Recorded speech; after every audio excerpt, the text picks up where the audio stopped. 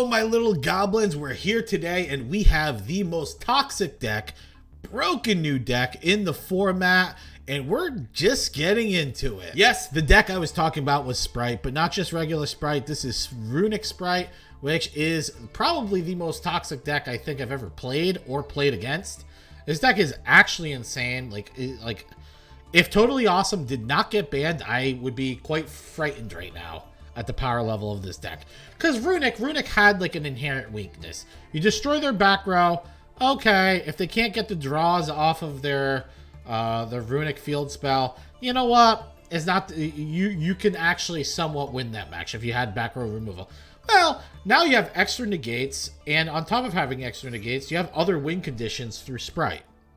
So it's like 10 times more toxic. It's so much more toxic than and you guys might already know. You guys probably already playing against this. The whole purpose of the deck, and if you guys might be wondering what this card is, this card when it's summoned, just draw a card. This card when it's used for a link or sent to the graveyard, detached as XZ material, draw a card.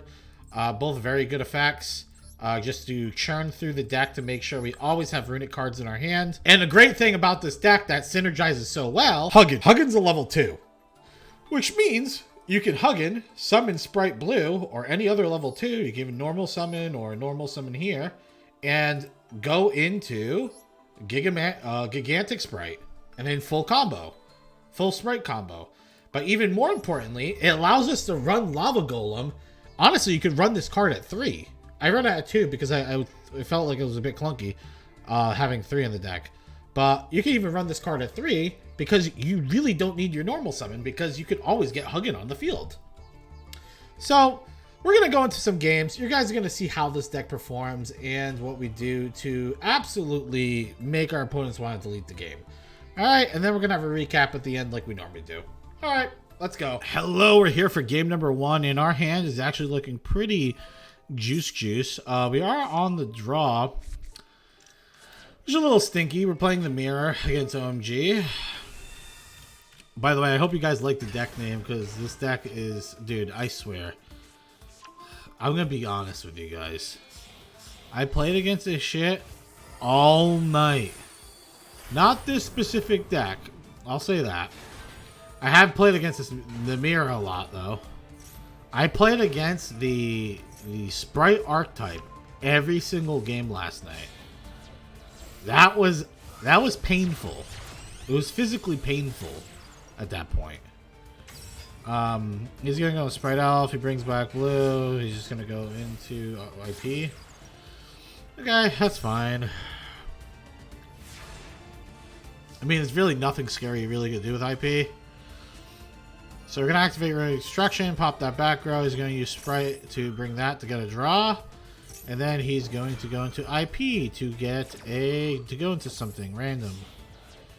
See what he goes into. He goes into Avermax. This card is actually, it does not matter to Spright. Because I end up popping the wrong card. I wanted to pop because I know he has Spright Smashings. That's the card that counters, like, because non-targeted banish. So you can counter stuff cards like Avermax. So if you guys are wondering, I normal summon Spright, Karen. This is a gamble. And you might be saying, Fatsoid, how come you didn't use like Freezing Curse or Slumber to go into Huggin? Well, I think Huggin's more valuable because I want to go for the Runick Fountain. Because I know in the mirror, whoever gets the draws off Runick Fountain first steers the game. Because once I go into Runick Fountain, and I'm able to find my Runick cards first, I'm going to win the game. He's going to have no chance against me. So, that's exactly what I do.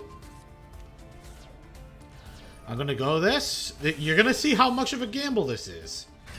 But remember, most of my deck is Runick. Like I have Spright cards, but most of the deck is Runick. So the chances aren't like crazy abysmal. And plus we're like thinning out the deck with the searches. We get smashes for Mech Knight. Remember, Mech Knight can't attack me, though. He's locked into Runick. So we're going for the draw. We hit the Slumber. This is what I'm talking about. This is why we have these draw cards in here. We hit the Slumber. Now we get to go into Elf. Elf's gonna bring Sprite's fat ass back. And we are gonna fucking just pop off here. Slumber. Guess what? I get to draw 3. Look how juicy that is.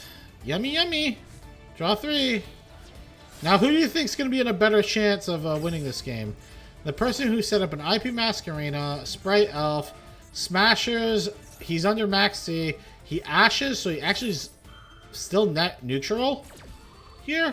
Net neutral. Because he trades a 1-for-1 here. He goes for the Lava Golem, but still not even that big of a deal. And then he goes for the Call by the Grave on the IP Masquerena, which I don't even think is a good play.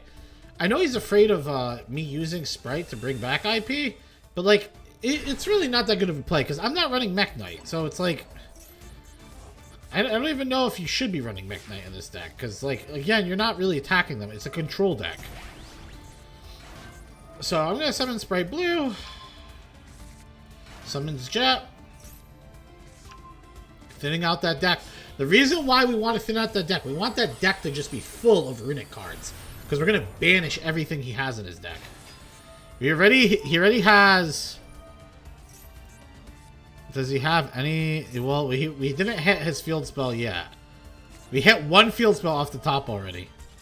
And he already concedes. Because he knows, look, he has like 1 card in hand. I got 5 cards in hand. Even if I just pass turn... I was going to go into Underworld Goddess, like, after... I'm pretty sure I'm locked here. But after the lock and everything, I was going to go into Underworld Goddess the next turn. Because if I don't deal with the Mech Knight. Or I'm just going to kill the Mech Knight with my face-down card, the Smashings. It's so crazy, like, just one draw 3, off of the Runick Fountain will make you automatically win the mirror. Especially if he's having trouble trying to find his cards. Hello, we're here for game number 2. I also we're playing as Funny Mudpee. And he is playing Live Twin. What do you think's the other archetype he's playing with? You guessed it, Sprite. We're going to Maxi him. No answer to the Maxi. So he either ends his turn. Nope, he's just going to play through it. This is if your opponent plays through a Maxi, this is why I'm going to show you the exact reason why you never play through Maxi. We're showing the exact reason why. I mean, technically, if he doesn't know, like, unless you're going for an FTK, okay, I get it. He knows I can't Nibiru him because he used the Sprite Gigantic. But my goodness. You want to know the sad thing is, though? I have 2 Lava Golems in this deck. I haven't drawn a single Lava Golem yet. Let's see if I draw any Lava Golems. Because Lava Golem, obviously, extremely devastating. There's the Kisakeel. Got 0 Lava Golems. Drew, like, fucking half my deck. So now we're just going to pop everything that he has. We have so many Runick cards. It's not even funny. Here is a misplay on my part. I'm actually like brain dead. For some reason I completely forgot he has Artifact Scythe, but this is just how stupid it is to let someone draw us like 30 cards off Max C. So we banish. And we remember we have another Call by the Grave. We're just gonna call by the Artifact Scythe. Honestly, we don't even need to do anything to Kisakeel right now. He activates it.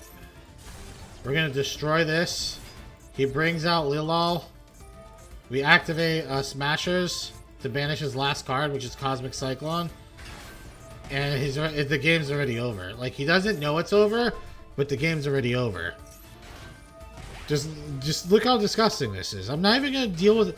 I don't even have to deal with his board because he let me draw 600 cards off Max C.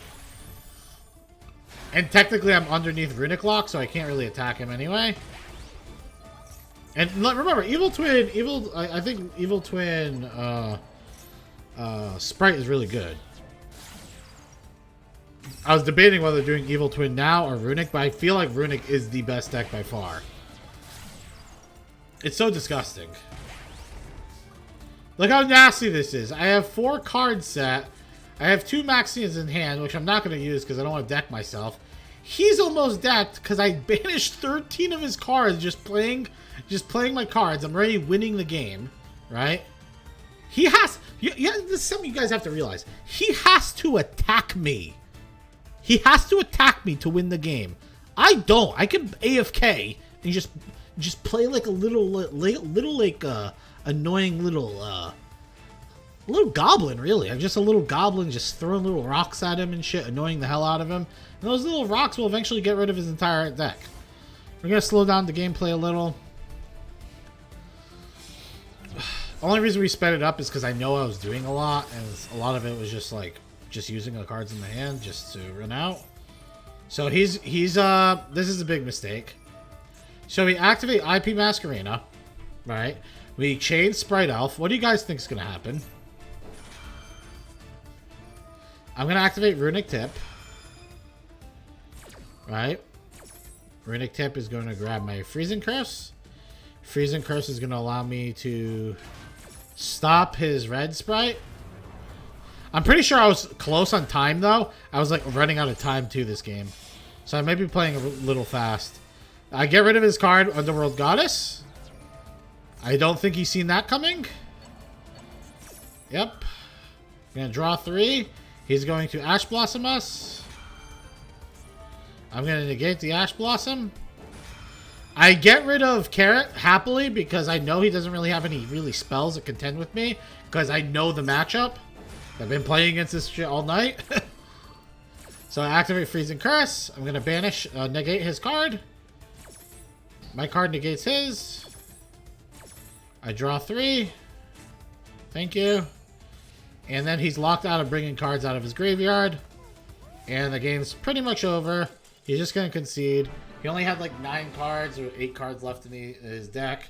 I was just going to blow my entire load and it was going to be over. So, GG, Mr. P. Hello, we're here with game number 3, and I can't make any funny names with this guy because I don't know what the hell it means. But he's playing Tribe Brigade, Sprite.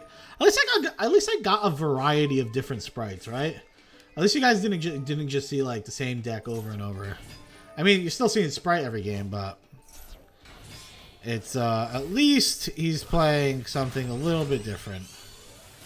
Goes into Sprite Elf. It's kind of interesting though. Like I dig that. He goes into Karas, goes into Scareclaw, and then goes into the Elf. I think it's a little backwards though, to be honest, right? That seems a little backwards. Going into the Elf first, but maybe he has to do that so he has a play into Gigantics. That's probably what it is.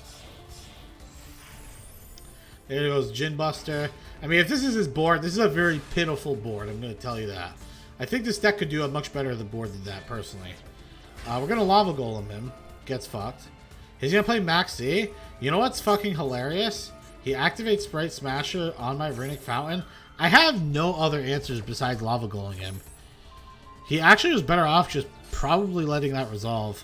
But again, your opponent doesn't have that information, so they have to just assume that you have other cards to follow up with it. He would be drastically wrong. We go for the Maxi. He goes for the Ash Blossom. And you might be saying, oh, why don't you call by the Grave of the Ash? We call by the Grave of the Nerval.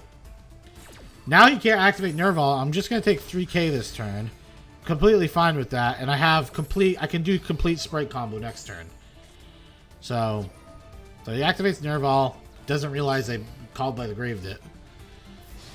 I get hit for 3k. 100% fine. I just have to deal with 2 measly cards. And if Nerval goes to the graveyard, it's still undercalled. Yeah, this is going to be easy. Grab Jet, he quits again. It was going to be an easy wrap. Just throwing that out there. Because we weren't underneath the Runick lock. So we would have been able to go into Sprite Elf, bring back a card, go into Gigantic, run over both Nerval and the Lava Golem. Or we could have just ran over Nerval, did a bunch of damage, and then leave Lava Golem up for him to take 1,000. There is a lot. I'm pretty sure we would have just killed him there, though. I would have to think about how I would get there, but I'm pretty sure we could have got there. And we got game number 4 against Milgaru. Runick Flashing Fire. Bringing out the Huggins. And so, if you guys are wondering why I use good cards like Runick Flashing Fire, because Slumber I'm able to use without my opponent having anything. So I can get the draw effect off of Runick Fountain on my turn. because I want to fill my hands up with as many Runick cards as possible.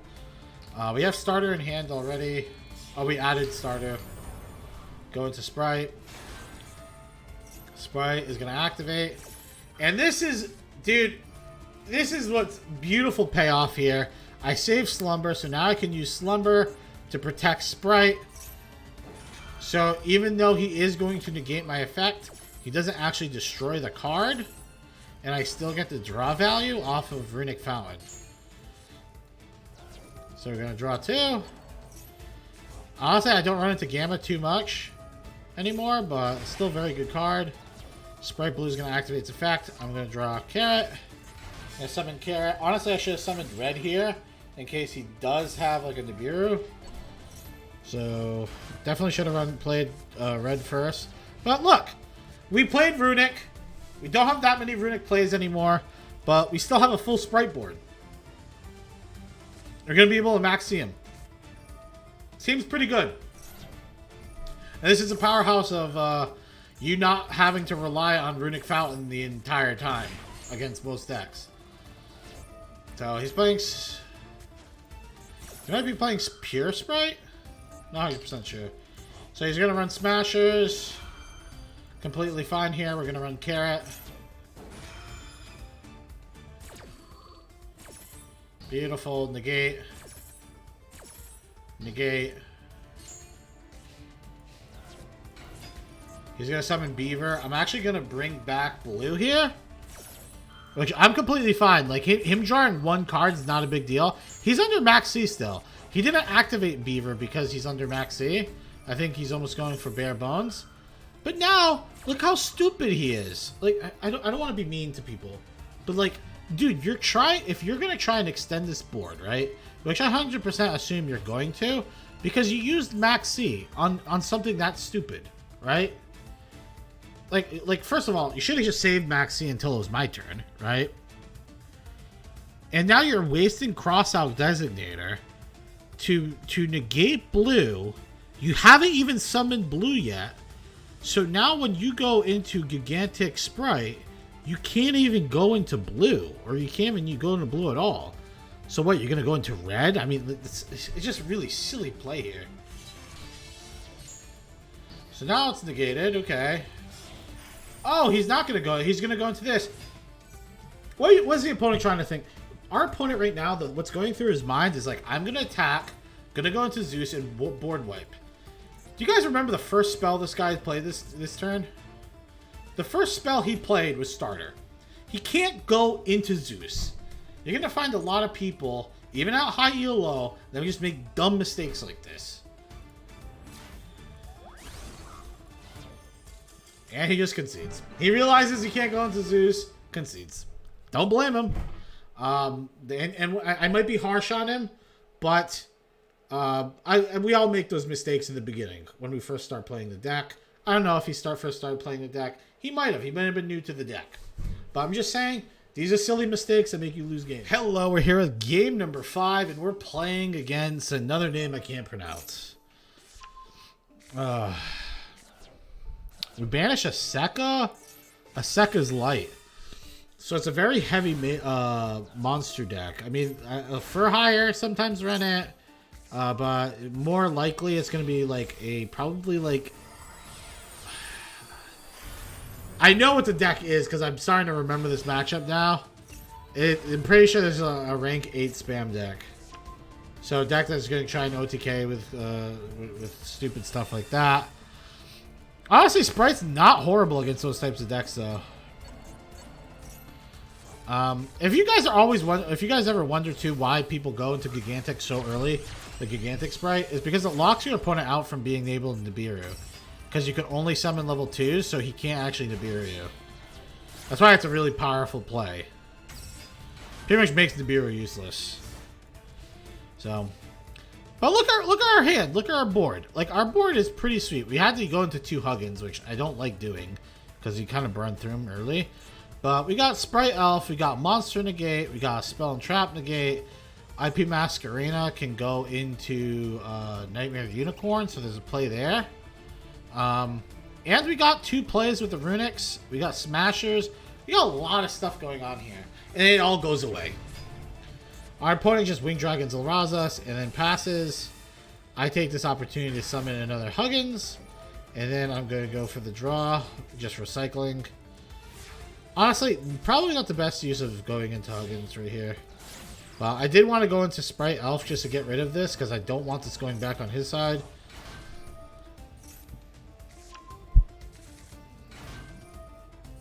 But I will say this: if you are playing Runick and your opponent is not, the longer the game goes, the better it is for you. The higher chance of winning you have. All right, so we have Carrot. He's gonna activate Sekka's Light. I'm gonna bring back Red. I don't want to negate Sekka's Light. This is actually probably a big misplay on my part, because if he's playing Sekka's Life, he's probably not playing many spells and traps. So it's kind of bad. I probably should have just carroted it.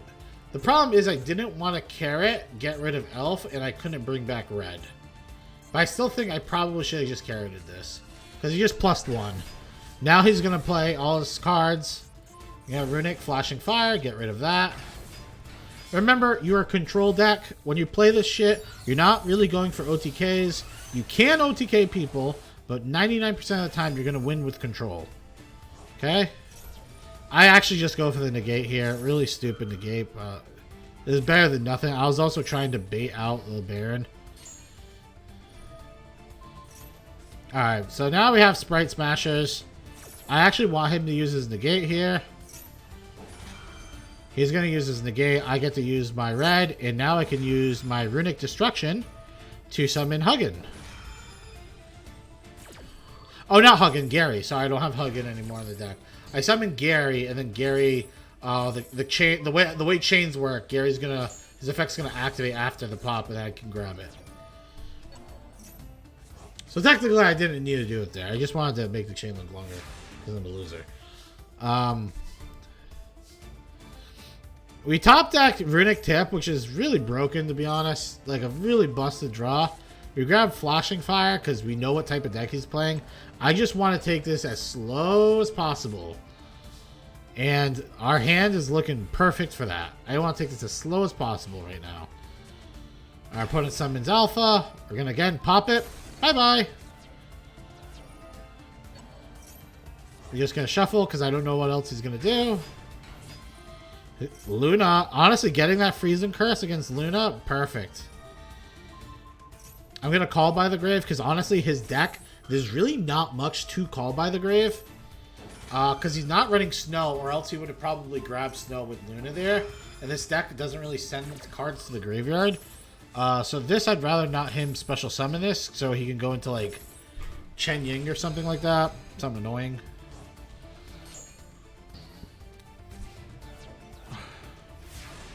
So we're going to negate it, and now I'm going to Lava Golem him.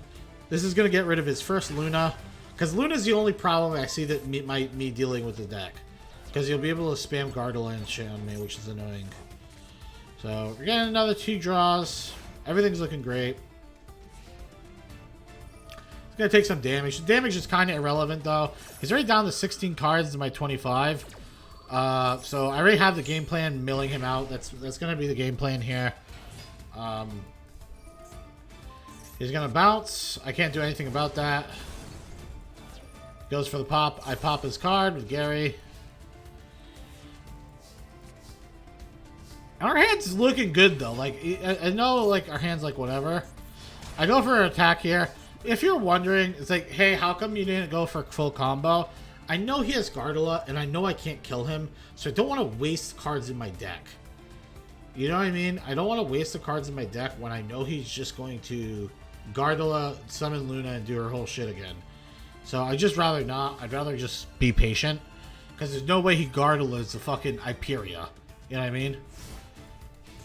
If I had a confident way of killing him at that point, I would have, but I don't. So, we're going to max C because he's trying to go for Danger Thunderbird.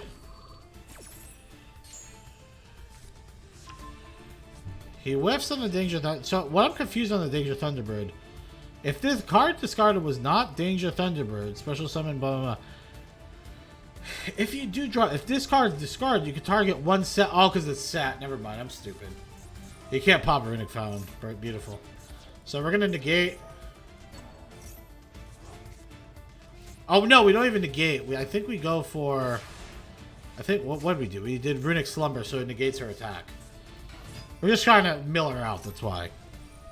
So now she's gonna go for the pop. I'm gonna go for the Sprite starter.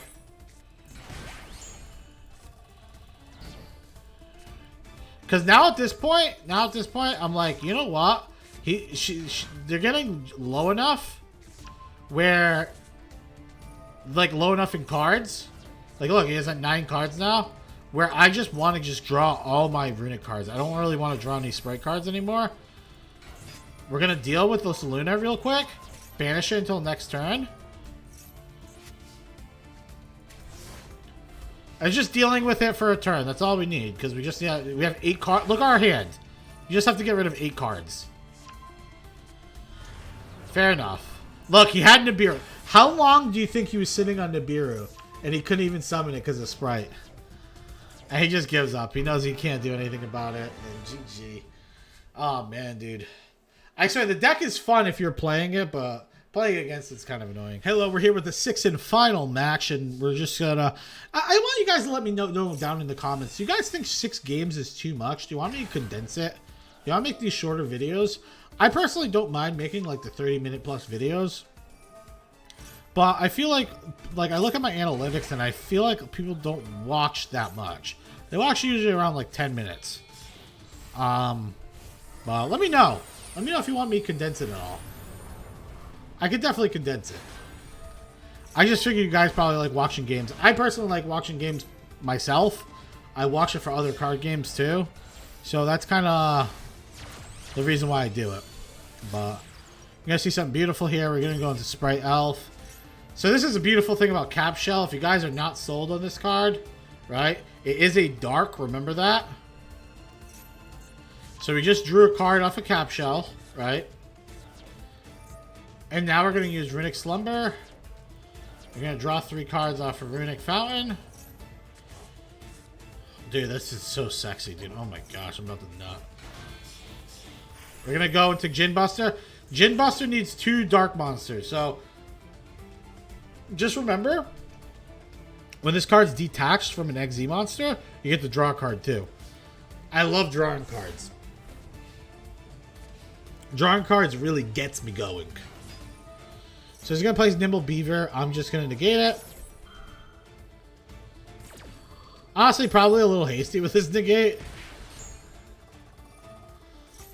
I just want... This is why I'm hasty with the negate. I'm like, I want to draw into the hand traps. I draw into the Max C. He ends up having the answer for it. I swear, dude. If he had Called by the Grave, well, my elf would have just juiced him up, dude. He would have got fucking juiced. I'm at the One Piece. If you guys watch One Piece, the anime, I'm at like the Big Mom Pirates and General Smoothie, dude. You know how like she squeezes the juice out of people? That's what I would have done right there. I would have juiced them. So I'm gonna activate the Shitting Storm. And he's actually going to activate... So this is what's wild. He activates Smashers. And he's going to get rid of my field spell, obviously, right? Dude... I want to point out something. You already seen all what's happened, right? He had some good answers for my cards. Like, he had Smashing, he had Cross Out, right? But look at my field. He's got 1 card in hand. I have 5 cards in hand. And he has a 13 cards banished. Like, if he's not running more than 1 of these, he can't even go into red or carrot. But he might have more. So he has 2 carrots. It's a little odd. He goes into Gigantic Sprite. Summons Swamp Frog. Sends Swamp Frog to the graveyard. Did we banish Rodent Totem? Yeah, we banished his Rodent Totem, so he can't even do that. Look how big of a yikes is this dude. He goes into the dark. What does he even grab? He just gave up. He's like, I don't know what to fucking do. I don't know what to do. I don't blame him either. Like, there's really not much you could do. Plus, I have 5 cards in the return. Like the only way you have a remote chance is if you kill everything on my board, right? And then after killing everything on my board, you keep up a bunch of negates so you can actually deal with what's in my hand. But remember, I have fucking Lava Golem in my hand too.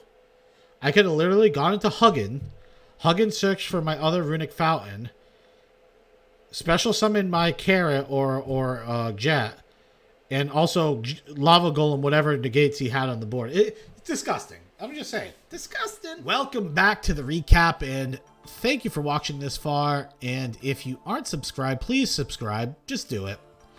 I don't even want to talk more about it. Just subscribe. Go down to the description.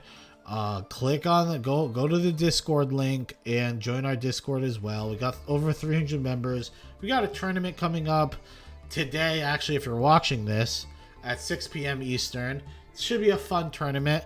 Maxi is banned, and it's just a regular standard tournament. Should be fun. If you guys are wondering where we actually do the tournament, we actually do the tournament on Twitch, and if you join the Discord, you know that. So just do it.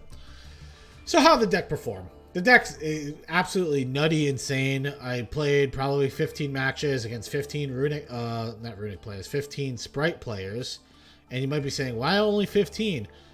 Dude, if you play the matchup 15 times, I think you kind of have a rough understanding of how things are going, right? I was just getting kind of annoyed just playing it over and over. I did go 13-2 though. We did stomp on everyone. The 2 games I did drop were both against Runick, obviously. I think one of them, they were playing a Runick deck that pretty much would go into Winda, and it kind of locked me out, and I didn't really have... My hand was a little awkward.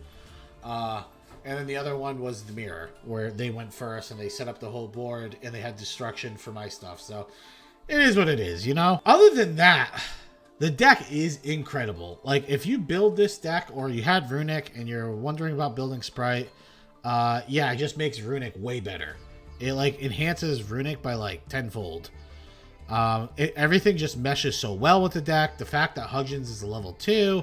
The fact that it's a special summon, so you don't even have to waste a normal summon. So even if your opponent like plays like 3 negates on your summons, you still have like a normal summon after all that. You have multiple ways of winning the game, either by damage or just by winning by making your opponent quit the game, or by just winning by deck out, which I can't say that many decks do. Not like if you talk about like regular Runick usually just wins by deck out or your opponent quitting. The fact that you can win just by doing damage, because these cards can have like pretty high spikes. And by these cards, I'm talking about just Gigantic Spright being a big boy.